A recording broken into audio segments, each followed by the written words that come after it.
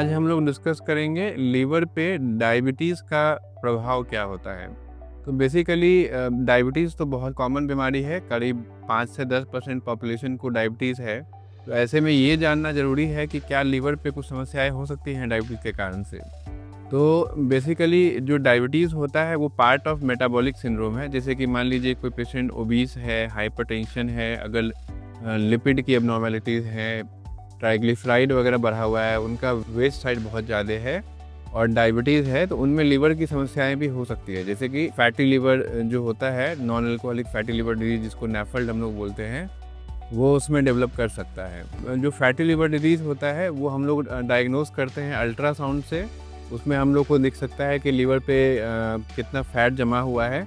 और fatty liver disease का एक स्पेक्ट्रम होता है। अर्ली स्टेजेस में जो फैटी लीवर होता है उससे पेशेंट को कोई समस्या नहीं होगी।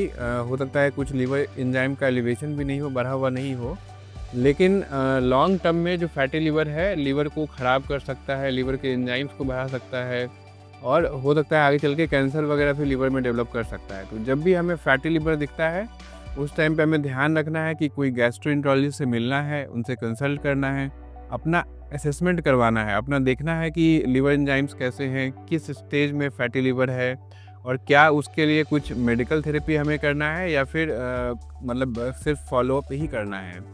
तो जो फैटी लीवर का डायग्नोसिस होता है उसमें एक अल्ट्रासाउंड हो गया, उसके अलावा एक फाइब्रोस्कैन नाम का टेस्ट होता है जिसके थ्रू हम लोग ये देखते हैं कि लीवर में कितना स्टिफनेस है, कितना फाइब्रोसिस है।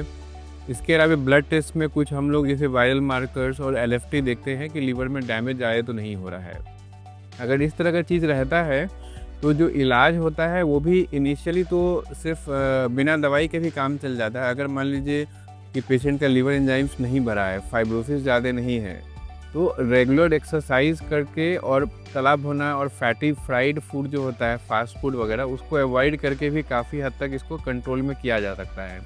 अगर कोई पेशेंट ओवर वेट है, जिनका वेट ज़्यादा है, तो अगर 7 से 10% वेट लॉस वो कर सकते हैं, उससे भी फैटी लिवर में काफ़ी ज़्यादा फ़ायदा मिलता है। इसके अलावा कुछ दवाइयाँ होती हैं जैसे कि विटामिन ई और कुछ नए मॉलिक्यूल्स भी हैं जो कि अभी रिसेंटली अवेलेबल हुए हैं, वो सब भी इसमें दिया जा सकता है। तो जब भी आपको डायबिटीज़ हो तो फैटी लिवर के लिए स्क्रीन करना और भी जो मेटाबॉलिक सिंड्रोम के parameters like triglyceride level, BP है कि नहीं, उनका वेट कितना है, वेस्ट साइज़ कितना है, ये सब जान लेना बहुत ज़रूरी है। और अगर ज़रूरत हो तो गैस्ट्रोएंटरोलॉजिस्ट से मिलके ये देखना कि इलाज की ज़रूरत है कि नहीं, वो सब बहुत ज़रूरी है। तो बेसिकली अगर आपको डायबिटीज़ है तो आपको ये देखना है कि लीवर में फैटी लीवर है कि नहीं, या फिर लीवर एंजाइम्स के थ्रू ये देखना है कि लीवर में काफ़ी सारी समस्याएं तो नहीं हैं।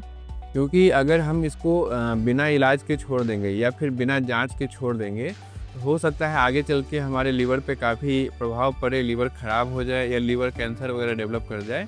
तो इसीलिए इवैल्यूएशन ज़रूरी है और एक गैस्ट्रोएंटरोलॉजिस्ट से कंसल्टेशन भी बहुत ज़रूरी है।